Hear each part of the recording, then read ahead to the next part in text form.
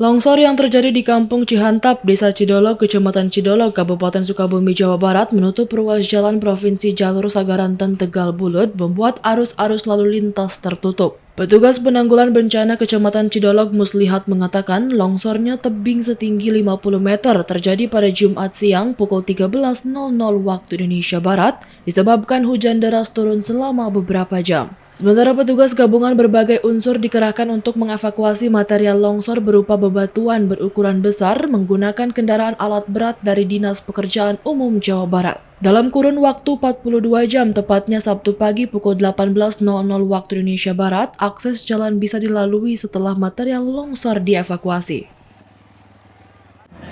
Terjadilah longsor tebing di ruas jalan provinsi yang menghubungkan antara Cidolog dengan Tegal Bulet, sehingga bahu jalan provinsi Cidolog Tegal Bulet ini tertimpa material longsor sehingga mengakibatkan lalu lintas terhambat baik roda 2 maupun roda 4. Pihak B2BK Cidolog menghimbau kepada warga maupun pengendara yang melintas sepanjang jalur Sagaranten Tegal Bulet agar senantiasa waspada bencana alam saat melintasi, terutama di saat hujan turun. Dari Kecamatan Cidolog, Kabupaten Sukabumi, Iqbal Bakar melaporkan.